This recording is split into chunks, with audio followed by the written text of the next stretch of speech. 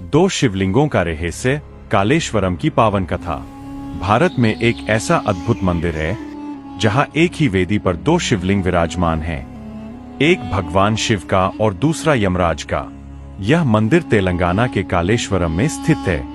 पौराणिक मान्यताओं के अनुसार प्राचीन काल में गोदावरी नदी इतनी पवित्र मानी जाती थी कि जो भी उसमें स्नान करता उसे तुरंत मोक्ष की प्राप्ति हो जाती थी।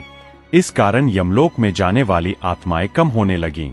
जीवन, मृत्यु और मोक्ष का जो प्राकृतिक संतुलन है वह धीरे धीरे बिगड़ने लगा। यमराज, जो धर्म और मृत्यु के रक्षक है, इस स्थिति से चिंतित हो उठे। उन्होंने सोचा, अगर सभी लोग सीधे मोक्ष प्राप्त करने लगें तो सृष्टि का नियम कैसे चलेगा। इसी चिंता में डूबकर यमराज ने भगवान शिव की कठोर तपस्या शुरू की। वर्षों तक ध्यान, व्रत और साधना करते हुए उन्होंने महादेव को प्रसन्न किया। अंततः भगवान शिव प्रकट हुए और बोले, वत्स यमराज, वर मांगो। यमराज ने विनम्र होकर कहा, हे महादेव, ऐसा वर दें कि जीवन, मृत्यु और मोक्ष का संतुलन बना रहे। भगवान शिव उनकी भक्ति से प्रसन्न हुए। उन्होंने कहा, अब तुम भी मेरे साथ पूजे जाओगे, ताकि मृत्यु को भय नहीं बल्कि न्याय और सत्य के रूप में देखा जाए। इसी वरदान के फलस्वरूप कालेश्वरम मंदिर में एक ही वेदी पर दो शिवलिंग स्थापित किए गए।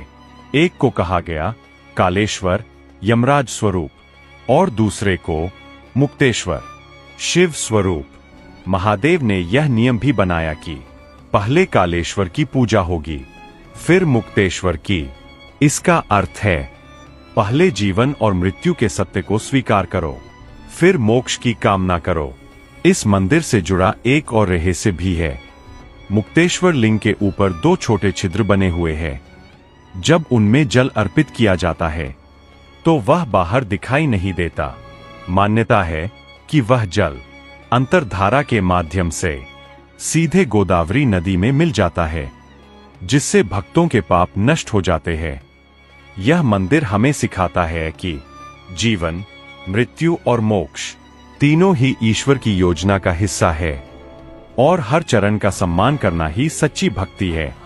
तो शिव जी के भक्तों, चैनल को सब्सक्राइब कर कमेंट में हर हर महादेव लिखे।